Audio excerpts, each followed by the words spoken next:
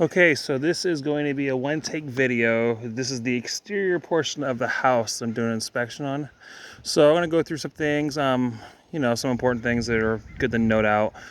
So you'll see a lot of these areas above the Z-bar where the siding is bowed out. Most of that has to do with the relation with the sun.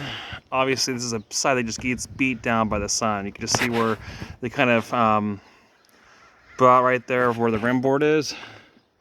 Not much you can do about that. It's one of the ways you could do is try to pre-drill and run some exterior screws, but you're most likely not going to get too much out of it. So we're going to go around. Like I said, this is a one-take video. These are your line sets for your mini ductless system. We got this is called your regular dimensional roofing composition, which is still somewhat marginal shape. You got step flashing that goes underneath the siding. Obviously, it's the original flashing because you can just see how it goes down the cricket, or down the rake. Sorry, that's a rake. Cricket's not that. So, a lot of times when they put a new roof on, they would put a 1x4 above that, but you can see part of the flashing is kind of exposed underneath the siding is going down the rake. Gable end vent right there. Obviously we're in need of gutters here, so let's just go around on the other side. I'll show you some more things, and if I missed anything, it's going to be on the inspection report.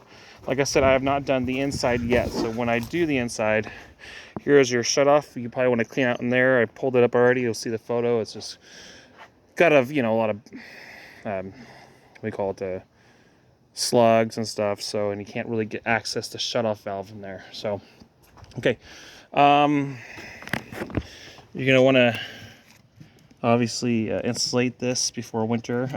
Plus, I want to strap it to the siding here. You don't want to have that pull away when you're putting a hose on it. Again, like you'd see it right here. A lot of times too, though, especially you can see right here, with a little nail too high above the Z-bar. And I can even see where the nails are almost 2 inches past above the Z-bar. So what happens is that the Z-bar doesn't get nailed. It goes right over the rim, into the rim. And then that Z-bar, you're supposed to nail into the Z-bar when you're doing T111 siding or siding above the Z-bar. You don't go above it, you go right into it. So they're kind of, you have like an inch or so of play. And a lot of the time is that when they do that, that's probably when they don't get close enough to the edge right there. That's where it kind of bevels out and bows out too. Once you get that in the combination of the sun, especially you can just see like right here. This is a shade part. It's fine.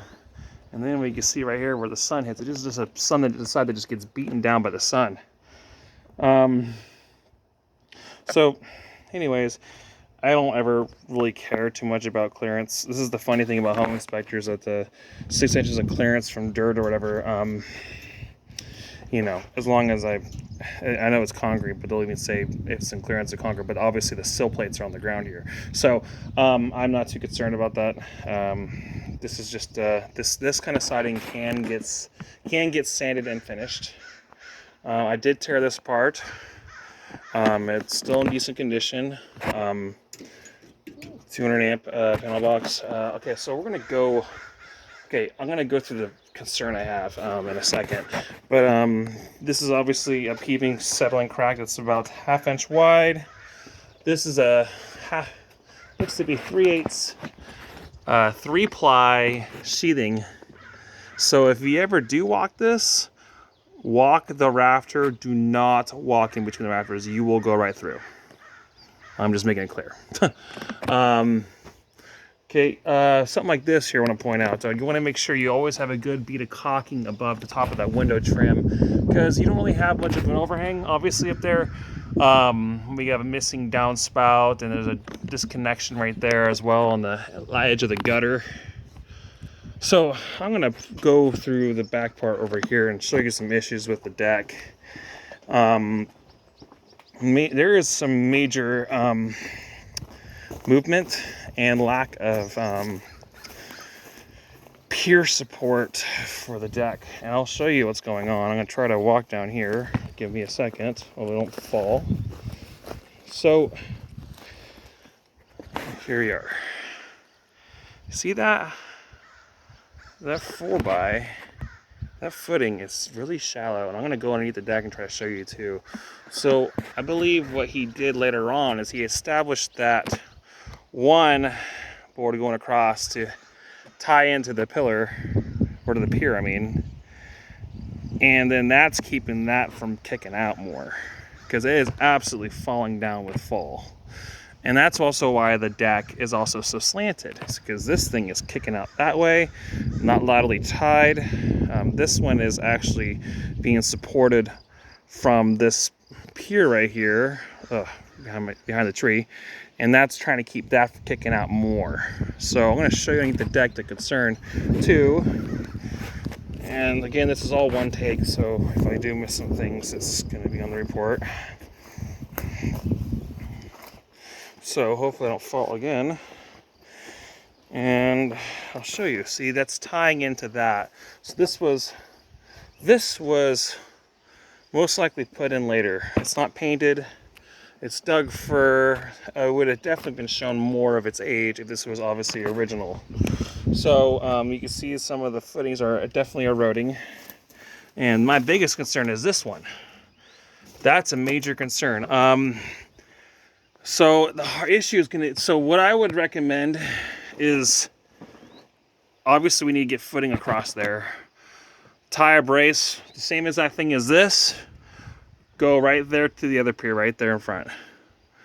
To keep it from kicking out even more, because that is holding your second story deck. So that is a major thing that needs to be addressed with that. So let's go back on top. I've been followed around by a mallard duck the entire time I've been doing this inspection, so it's kind of funny. Okay. By the way, I did walk the roofs. I just won't bring my tablet up there. You'll see in the photo. There's obviously some, what you have is on the porch cover, it's a 1 in 12 pitch with a 3-tab roofing, which you're not supposed to use. You're supposed to use asphalt roll and then torch down on the seams.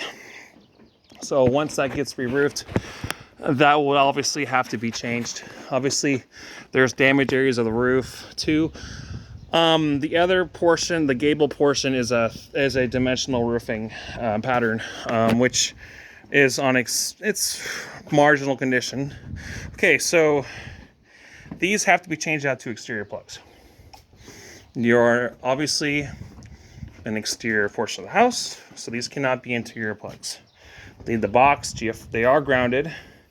And I'll explain some things too about this deck. This is not installed correctly. So the original Trex that did come out were a lot of more TNG, where they would butt each other and then they'll create ponding. That's the kind of Trex I have in my house. These are also look like to be drywall screws, and what they should have done is you're supposed to have a 3/16 or 1/8 most gap between, or not. You want to have a 3/16 gap or 1/8. They have those gap things, and you either have 1/8 on one side or 3/16 on the other side. Best way to go is 3/16. So you're supposed to countersink these screws and then go in, and a lot of it is. For this type of Trex, which is interesting, this is a newer Trex form, that they have the spacers already, and you would just screw into the spacers. So they already give you the clips to space through. And I can find out if this does have it or not, this design is made for that or not, by looking at... Yes, they are. This is technically... Deck is definitely done wrong. Sorry, I don't want to bash the builder, but these are actually meant for the plastic spacers that go in between, that already gives you the 1/8 or 3/16 gap. You're not supposed to screw the face at all, except for the ends. The original way of doing it, and if you do, you're supposed to countersink and pre-drill so you don't mushroom the heads off. So these are technically drywall screws. And they should look like drywall screws to me.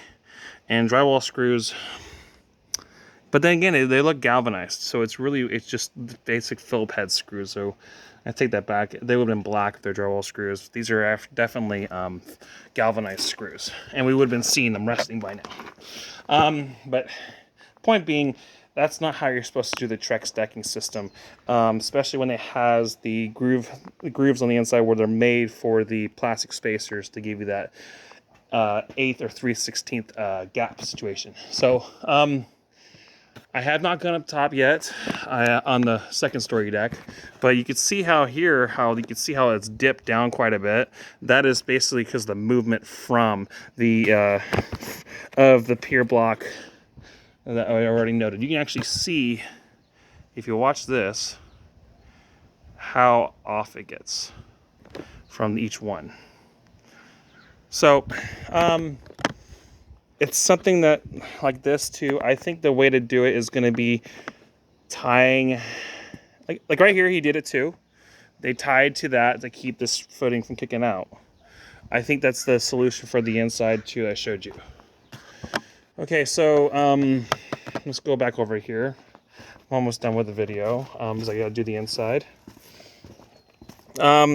This is technically not how you do siding right here. There should be a Z-bar in between, so I think there was. So it's better than what I've seen before where they overlap, but there should have been a Z-bar between these two sheetings, like up there. So again, this is what we're talking about with the sun that just hits it and beats it. And I'm pretty sure part of it too is just not having gutters, so a lot of the water will go over the overhang and just splash against the seams, and so they mushroom out with a combination of sun and water damage, and at times just improper nailing. Okay, like I said and before, I think a lot of these top windows where you don't have much of an overhang, you got no gutters, you're going to want to caulk a lot between those grooves. Okay, so that is it on the exterior portion of the home inspection video. All right, thank you. Oh, let me continue. So I'd recommend maybe getting a gate here, depending if you got kids. And just with this opening here, maybe puts a couple more 2x across to give it that, they say 4-inch baluster spacing, but 4-inch spacing, at least on this side, or at least have a gate here. All right, that is it on the home inspection exterior video. Thank you.